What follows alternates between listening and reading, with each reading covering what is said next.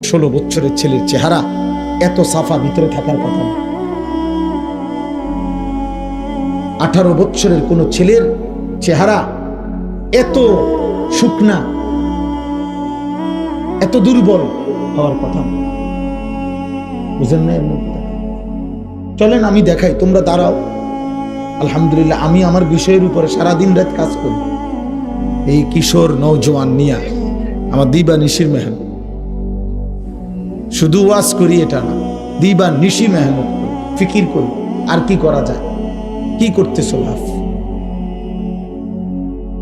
কি করছো? দাঁড়াও, তাহলে আমরা দাঁড় করাই তোমাদের। তোমাদের বাবারা তোমাদেরকে দেখুক, তোমাদের সমাজ তোমাদেরকে দেখুক যে গুনাহ তোমাদের চেহারা কি কালো বানাইছে। বেনামাজি জীবন তোমাদেরকে কি পরিমাণ বিভৎস চেহারা বানাইছে।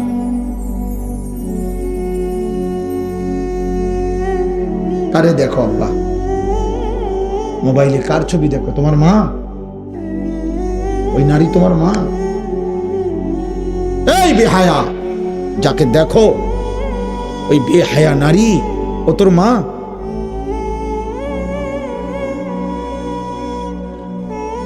একটা অসভ্য যুবক, কল্পনা কর না ফরমান, তোর মাকে যদি কেউ এমন দেখে, তোর বোনকে যদি কেউ এমন দেখে, তোর বিবাহিত স্ত্রীকে যদি কেউ এমন দেখে, তোর কন্যাকে যদি এমন কেউ দেখে, তোর ফুফিকে যদি কেউ এমন দেখে, তোর খালাকে যদি কেউ এমন দেখে, আল্লাহর কসম, এটা নবীজি সাল্লাল্লাহু আলাইহি সাল্লাম হাদিসে, নবীজি, আমি এটা নিজের থেকে বলি নাই, নবী এক যুবককে এটা বলছে। নবীজির জামানায় এক যুবক নবীজির কাছে জিনার, ব্যভিচারের অনুমতি চাইছিল। ইযান লি বিজিনা, হাদিসের সব, এই কিতাব আমার গাড়িতে আছে, ওয়ালা তাকরাবুজ জিনা, এই নামে আমার কাছে একটা কিতাব আছে মোটা, ওই কিতাবে আছে। যুবক বলছে, ইয়া রাসূলুল্লাহ, আমাকে জিনার, ব্যভিচারের, লজ্জাস্থানের হারাম ব্যবহারের অনুমতি দেন। নবীজি বলছে, যুবক শোনো তো। নবীজি তাকে তখন 5টা কথা বলছে। আফাতুহিব্বুহু লি উম্মিক, আফাতুহিব্বুহু লি ইবনাতিক, আফাতুহিব্বুহু লি উখতিক, আফাতুহিব্বুহু লি আম্মাতিক, আফাতুহিব্বুহু লি খালাতিক। যুবক, তুমি কি পছন্দ করো তোমার মায়ের সাথে কেউ জিনা করুক, তোমার মেয়ের সাথে কেউ জিনা করুক, তোমার বোনের সাথে কেউ জিনা করুক, তোমার খালার সাথে কেউ জিনা করুক, তোমার ফুফির সাথে কেউ জিনা করুক? আল্লাহর কসম ছেলেরা, ওই যুবক বারবার চিৎকার দিয়া বলছে, লা ইয়া রাসূলুল্লাহ, লা লা লা লা লা, না না না না নবী, আমার মায়ের সাথে জিনা করা আমি মেনে নেব না। আমার মেয়ের সাথে না, আমার বোনের সাথে না, আমার খালার সাথে না, আমার ফুফির সাথে না। আল্লাহর নবী বললেন, ওয়ালান নাসু লা ইউহিব্বুনাহু লিউম্মাহাতিহিম ওয়া বানাতিহিম ওয়া খালাতিহিম ওয়া আম্মাতিহিম ওয়া আখাওয়াতিহিম। তাহলে যুবক, কোনো মানুষও চায় না তার মায়ের সাথে কেউ জিনা করুক, তার মেয়ের সাথে কেউ জিনা করুক, তার বোনের সাথে কেউ জিনা করুক, তার ফুফুর সাথে কেউ জিনা করুক, তার খালার সাথে কেউ জিনা করুক। এই নাফরমান যুবক, তুমি যার সাথে জিনা করতে চাচ্ছ, যার উলঙ্গ ছবি দেখছো, সে তো কারো মা, সে তো কারো বোন, সে তো কারো স্ত্রী, সে তো কারো খালা, সে তো কারো ফুফি। ওই মানুষটা তো তোকে মেনে নিবে না রে বাপ।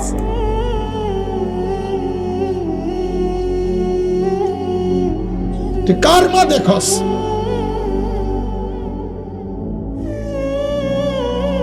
কার মতো চেহারা বানাইছো তুমি? বেনামাজি ছেলেরা দাঁড়াও, এখন দাঁড়া বেটা, দেখি তোদেরকে বেটা। ইনসান এটাকে বলে? মুসলমানের বাচ্চা এমন হয়?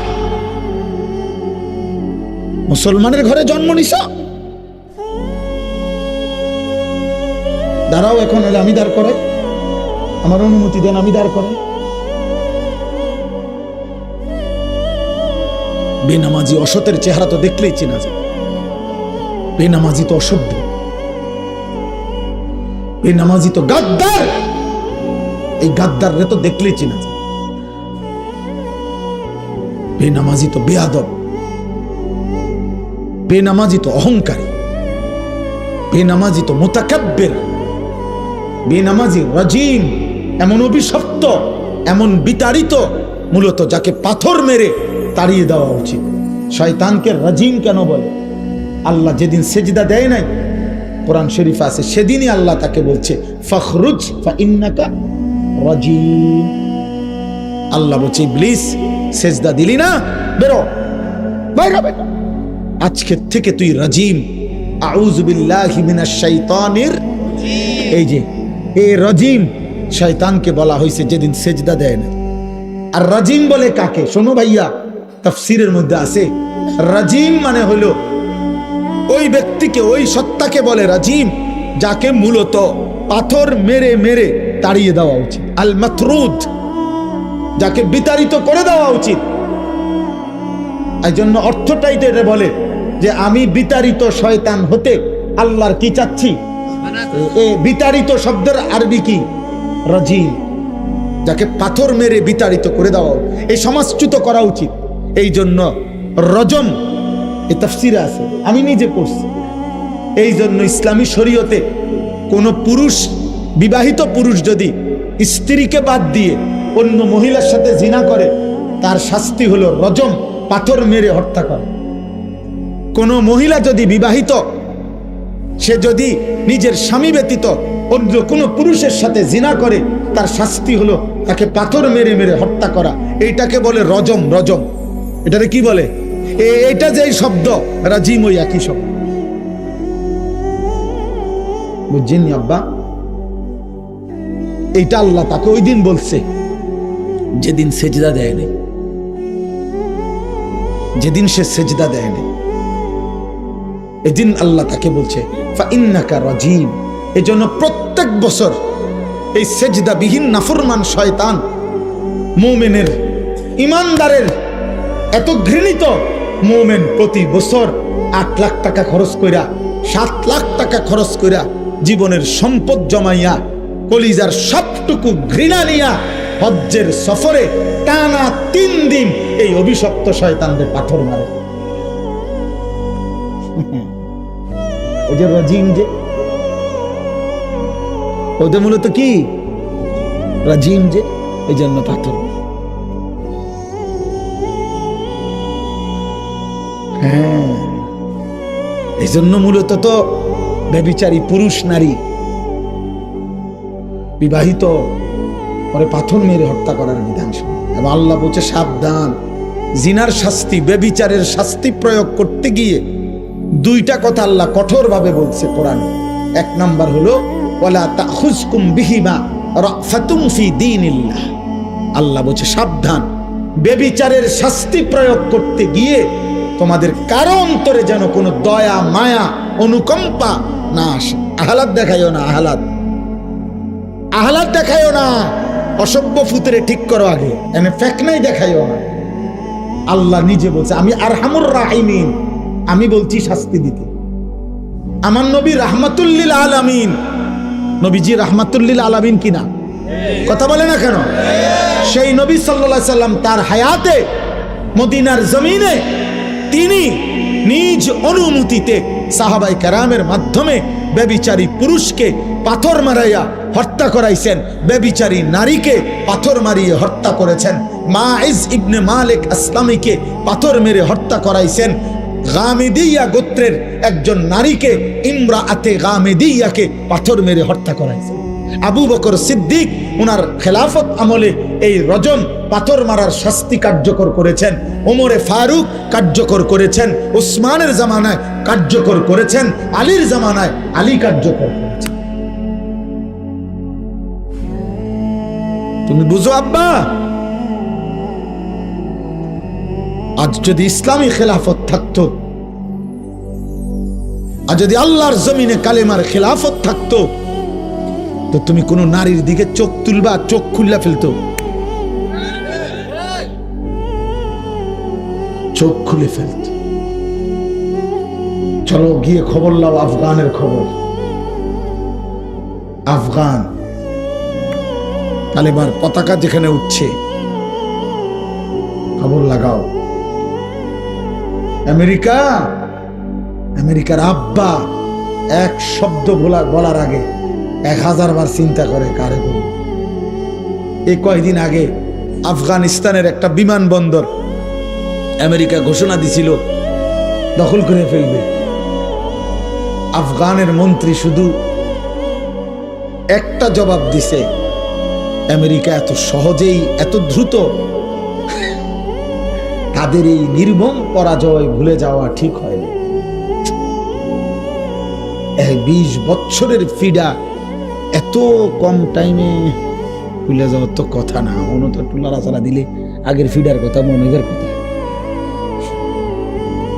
এই কথায় শুধু এক ডোজ হোমিও দিছে আমেরিকা। আচ্ছা মনে আছে, আগের ব্যথা লইয়া উঠছে, পুরান ব্যথা। অমাবস্যা পূর্ণিমাতে গ্রাম দেশে কয় না যে অমাবস্যার মধ্যে পুরান ব্যথা কি জায়গা ওঠে।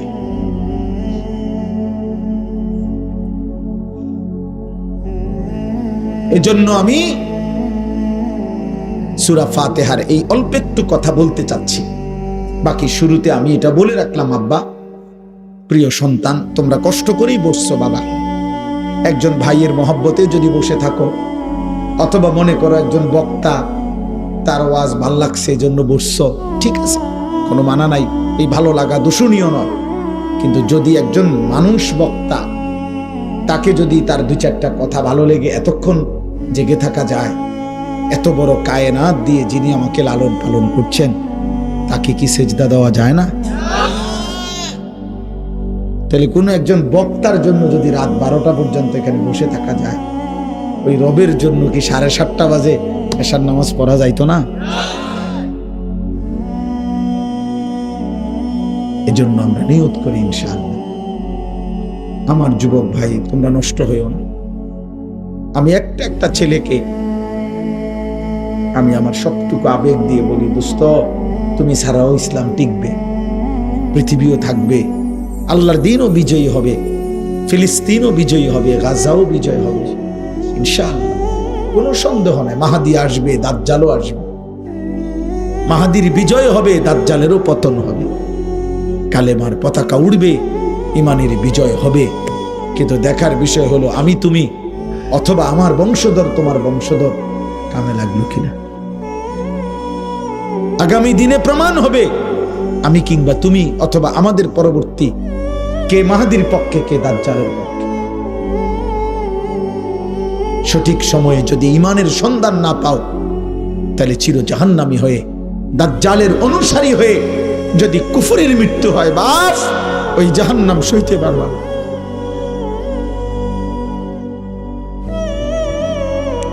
10 বছর কোনদিন 5 ওয়াক্ত নামাজ পড়ো নাই, ইমান টিকাইবা কেমনে দাজ্জালের সামনে? দাজ্জাল আসবে। আল্লাহর নবী সাল্লাল্লাহু আলাইহি সাল্লাম বলেছে, ইসরাফিল ফু দিতে যদি শোনো আর একদিন বাকি কিয়ামতের, নবীজি বলছে খোদার কসম তবুও দাজ্জাল আসবে। ইমান বাঁচাবে কেমনে বাপ? 1 ওয়াক্ত নামাজ যারা পড়ো না, সারাদিন সারা রাত নারী ছবি, মোবাইল, অস্থির দৃশ্য, অথবা এই মাঝবয়সী চাচা বাবা 30 বছর ধরে যে নাফরমান সুদ খাচ্ছেন, হারাম খাচ্ছেন, ওজনে কম দিতেছেন, অবৈধ রোজগার করতেছেন, এই হারামখোর রক্তের প্রতিটা কণিকা, রক্তের প্রতিটা শিরা শিরা হারামের দ্বারা যারা বড় করছেন, আপনি নাফরমান হারামখোর, দাজ্জালের সামনে ইমান বাঁচাবেন কেন? দাজ্জাল মনে করেন আপনারে প্রথম এক চেকে যদি 100 কোটি টাকা দিয়া দেয়, আপনি বলবেন আপনি খোদা না, আপনি খোদার বাপ। তা বোঝেন না আপনি? ওগো আরে কিতারে কয় হুজুর, এই হুজুর গুলার জ্বালায় কোনোদিন ভালো থাকতে পারছি না। মানুষের ভালো সহ্য করতে পারে না, প্রত্যেক কিছুতে এই হালাল হারাম, জায়েজ না যায়, এই আজাইরা ফতুয়াবাজি, এগুলা কইরে এগুলা খাইয়া যায়। সারা মিয়া হুজুর মিয়া, সবখানে মিয়া ইয়া নাক গলাও। কত ভালো মানুষ, মানুষের কল্যাণে কত বড় পরোপকারী, প্রতিটা মানুষের 1 কোটি করে একটা চেক দিয়ে লাইতেছে, আর এবড়া ইয়ে লম্বা লম্বা গপ মারে।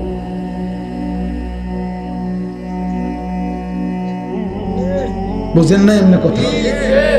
রাসূলুল্লাহ সাল্লাল্লাহু আলাইহি সাল্লাম বলছে, আব্বা কসম খোদা এই জন্য বললাম রাসূলুল্লাহ সাল্লাল্লাহু আলাইহি সাল্লাম, আমার 6 মাস আমার একবার পাও ভাঙছিল 2021 সালে মোটরসাইকেল অ্যাক্সিডেন্টে আমার পাও ভেঙে গেছিল। এখনো আমার এই পাওটা বাঁকা, ডান পাওটা। কাছের থেকে আমি হাঁটা দেখলে দেখবেন আমার একটু পাও খোঁড়ানো, ডান পাওটা। তো তখন আমি 6 মাস বিছনায় ছিলাম। তখন আমি সবচেয়ে বেশি যে কিতাব পড়ছি, যেগুলো এই কিয়ামতের পূর্বে কি কি হবে এগুলো পড়ছি। তখন আমি দাজ্জালের উপরে পুরো পড়ছি। তো নবী সাল্লাল্লাহু আলাইহি সাল্লাম বলছেন, দাজ্জাল যখন বের হবে, তো দাজ্জাল এইখানে মনে করেন এখানে দাঁড়িয়ে বললে এখান থেকে স্বর্ণের খনি বের হবে। দাজ্জাল শুধু হাতের ইশারা দিয়ে বলবে, এই 100 শতকে বৃষ্টি হও। খোদার কসম নবী বলছে এই 100 শতকেই বৃষ্টি হবে, ডাইনেও আর বৃষ্টি হবে না, বামেও বৃষ্টি। কি আশ্চর্য!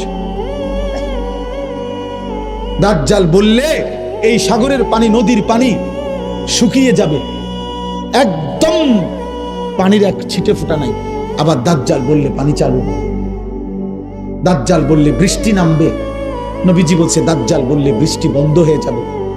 দাজ্জাল খোদার কসম নবী বলছে, কোনো ব্যক্তিকে বলবে যে তোমার আব্বা মার কবর কোথায়, বলবে এই যে এখানে আমার আব্বা মা, আও তোমার আব্বা মা তোমার ব্যাপারে আমার ব্যাপারে কি কয় শোনো।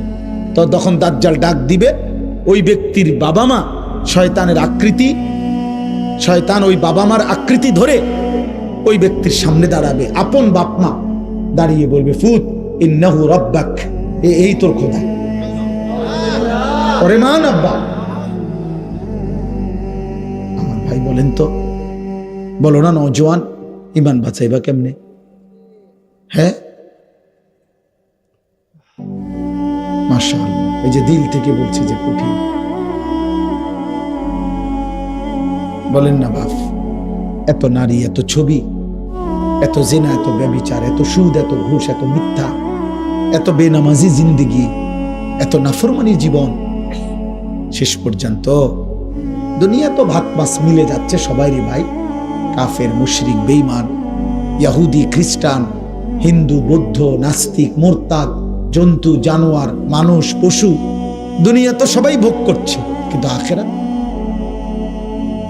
আখিরাত, পরকাল। আমি একটা ছেলেকেই বললাম, মনে করো একজনই বুঝছ, তুমি বদলাও। আমি আসলে কোনো প্রার্থী না, আমার এটা কোনো নির্বাচনী জনসভাও না, আমার কোনো মার্কাও নাই, ভোটও নাই। তো কাজে আমি এখানে ইলেকশনের ক্যাম্পেইন করতে আসি না, আখিরাতের কথা বলতে আসছি। মৌলানা তাজুল ইসলাম ভাই, মৌলানা অনেক আমার কাছে গেছে, মহব্বত করে বসছে, বারবার অনুরোধ করছে। আমি বলছি যে আমার একবার গ্যাপ দেন, আরেকবার দাওয়াত দেন। আমি প্রতি বছর একটা না একই মাহফিলে বারবার যাওয়া আমার জন্য কঠিন। আমার জিন্দেগির কোনো আগামাতা নাই, আমি খাই কখন, ঘুমাই কখন, কিচ্ছু জানি না, কিচ্ছুর কোনো হিসাব কিতাব না। এই চলছি তো চলছি। কতজন কত সময় বলে, সান্ত্বনা দেয়, কেউ ভয়ও দেখায় যে এটা বলেন ওইটা বলেন, অমুকের নজর পড়বে, তমুকের নজর পড়বে। ঠিক আছে, চলার পথে হয়তো কোনোদিন হারিয়ে গেলাম,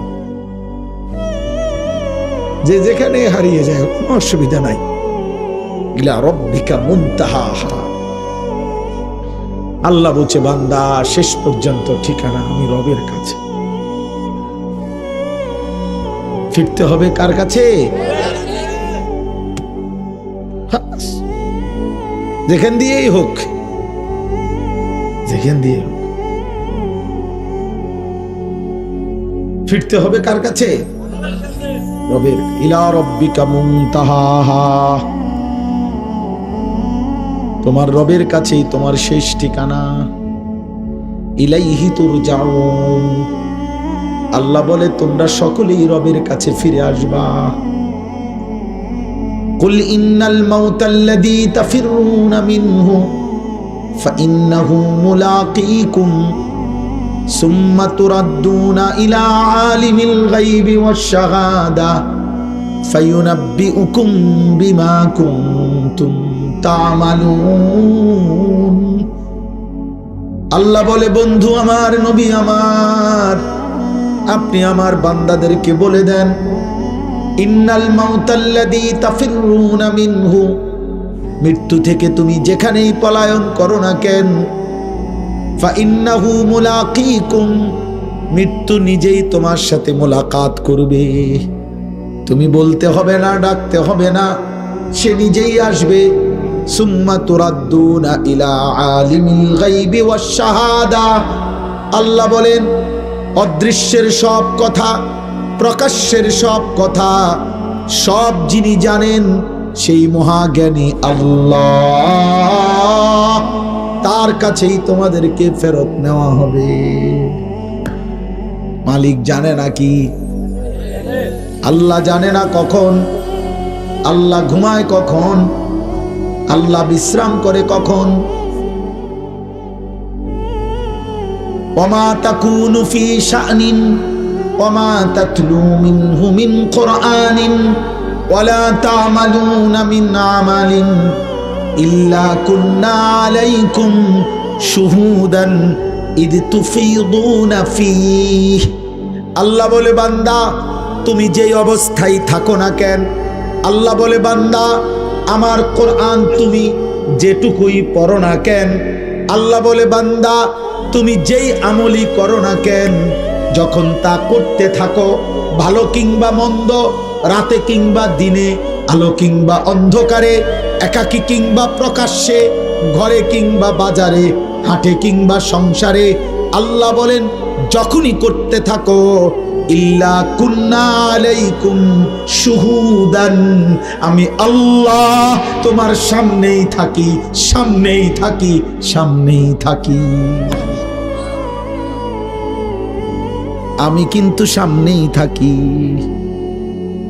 তুমি যখন নারী দেখো, আমি তখন দেখতেই থাকি। আমি তখন ডাক দেই, আনিস, আমার বান্দা এটা কি দেখছো বান্দা? যে চোখে দেখছো বান্দা, ওই চোখ তো আমার।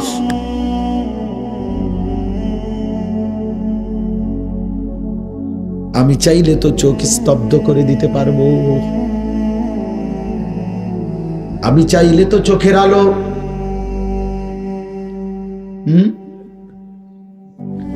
নিভিয়ে দিতে পারবো।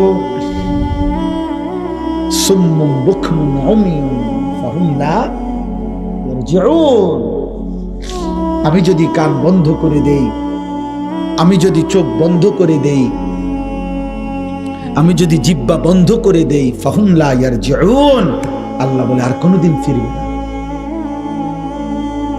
আমার বাসার পাশে একটা ছেলে আছে, 10-11 বছর বয়স, আমার বাসার পাশের বাসায় থাকে।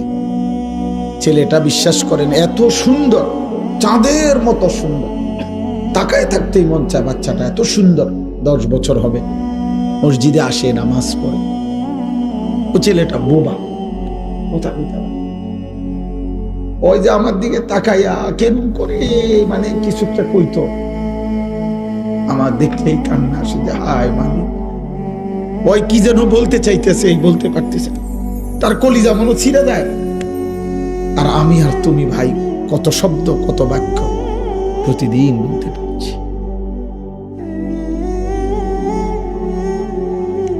ওই বোবা বাচ্চা একটা কথা বলতে পারে।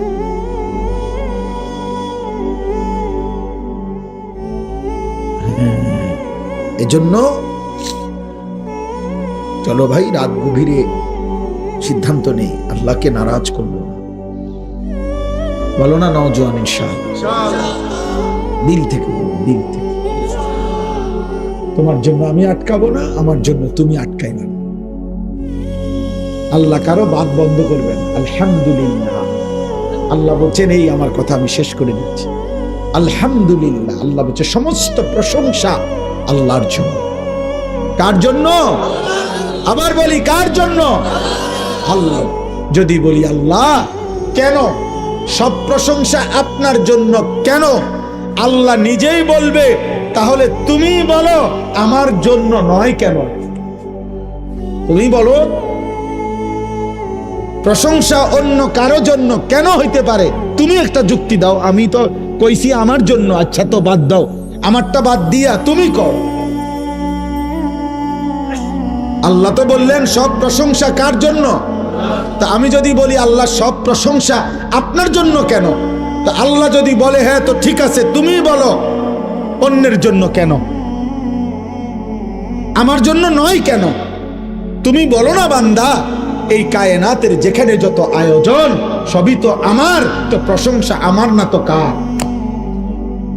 ভালোবাসার যত রং, হৃদয়ের যত আয়োজন, কায়নাতের সব সাজ, যেখানে যত সুন্দর, যেখানে যত ভালোবাসা, যেখানে যত সৌন্দর্য, যেখানে যত হাসি, যেখানে যত আনন্দ, যেখানে যত কিছু, সবই কার? ফুলের হাসি কার? পাখির কিচির মিচির কার? সমুদ্রের গর্জন কার? এই সাত আসমান কার? এই জমিন কার? আমি কার? আমার স্ত্রী কার বানানো? আমার ছেলেটা দিল কে? আমার মেয়ে দিল কে? আমার চোখের পলক কার ইশারায়? আমার হৃদয়ের হার্টবিট কার ইশারায়? আমার অক্সিজেনের আসা যাওয়া কার ইশারায়? তো প্রশংসা কার? জোরসে বলো আল্লাহ। আলহামদুলিল্লাহ।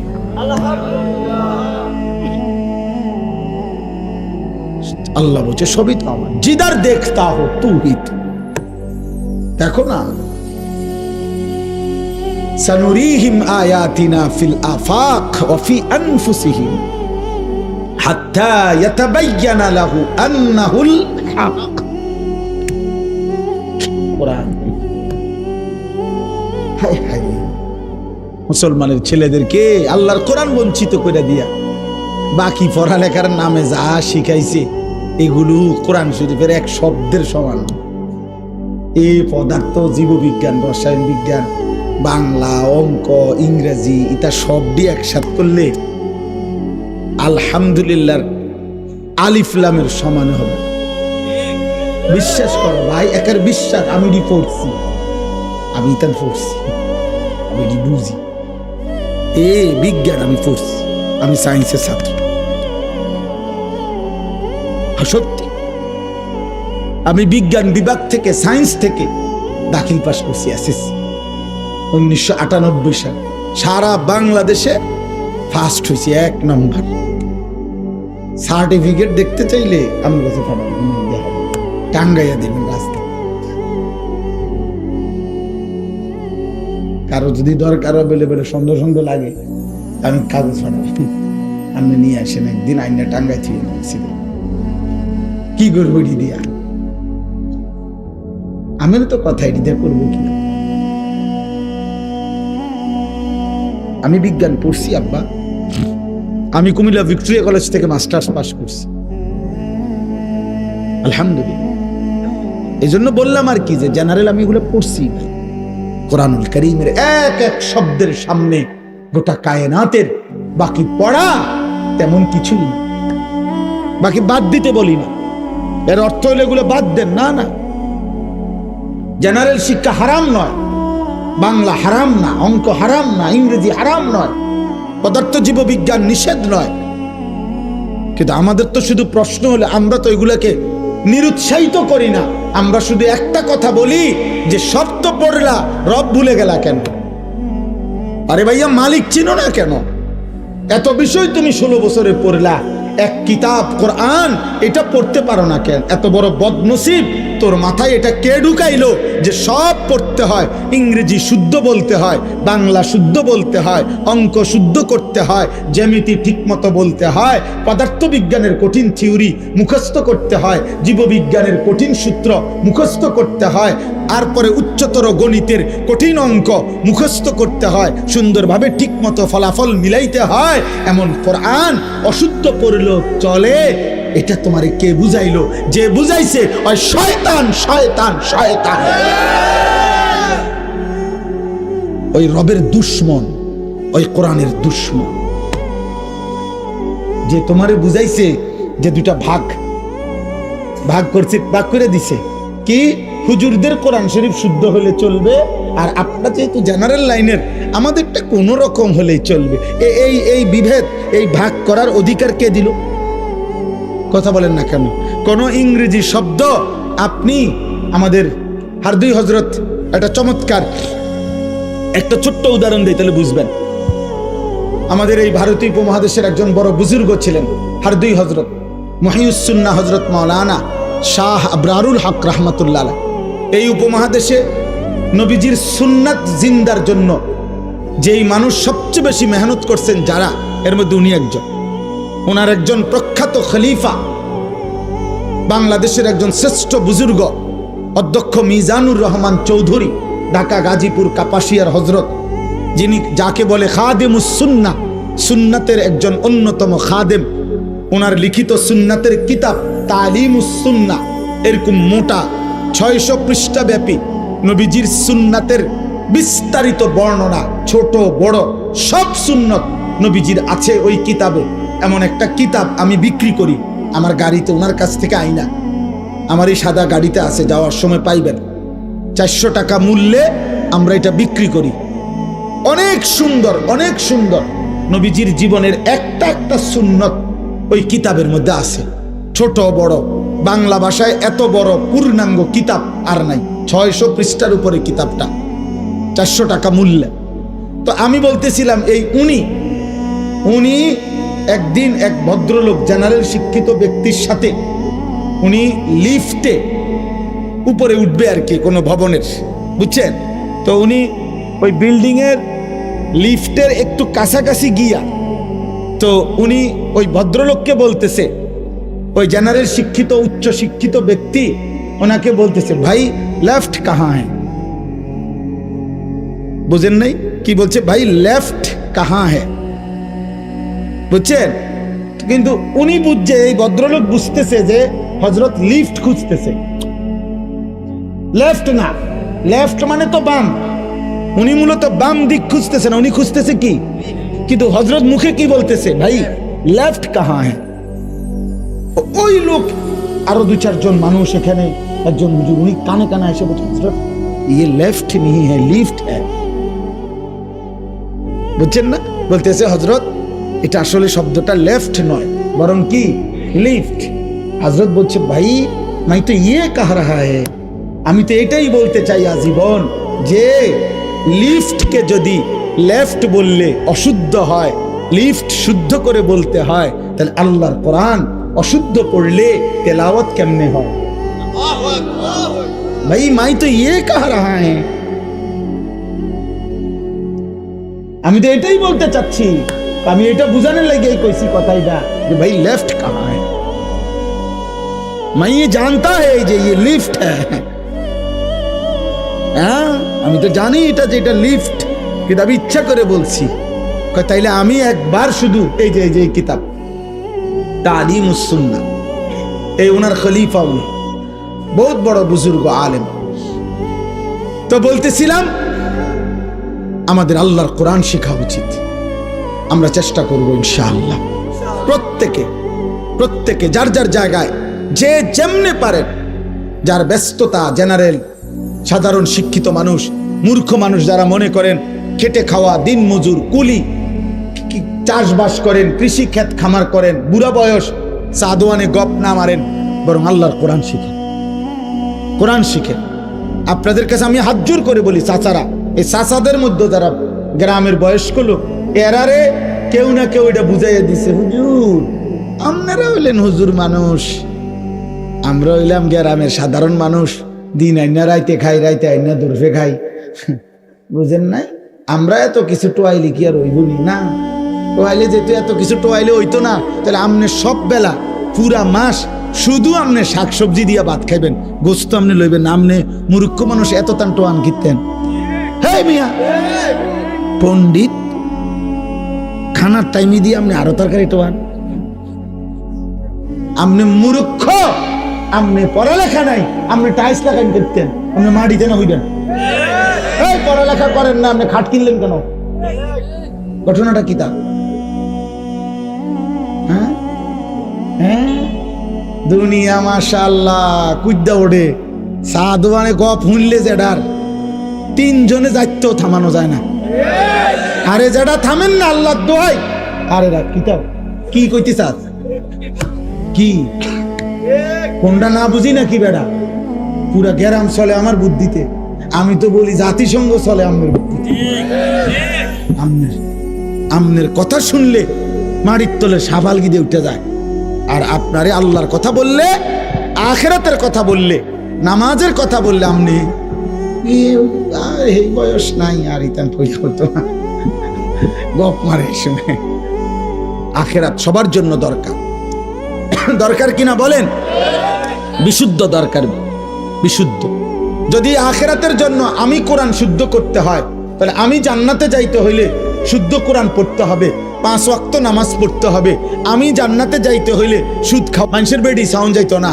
আর আমনে আখিরাতে জান্নাতে যাইতে হইলে এগুলা সব করতেন পারবেন। আমনের জান্নাত এত সহজ হইয়া গেল, আমার লেগে জান্নাত এত কঠিন হইয়া গেল, এটা তো ইনসাফ হলো না। এটা তো কোনো বিচারের কথা না। কি আমি কি হুজুরে গিয়ে কি দোষ করলাম নাকি?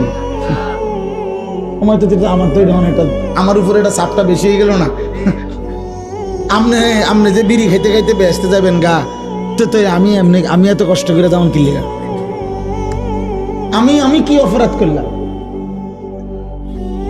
কথা বলে কাজেই খামখেয়ালি করলে হবে না, খামখেয়ালি। আল্লাহ আমাদের প্রত্যেককে আল্লাহর কোরআন শিখার তৌফিক দান করে।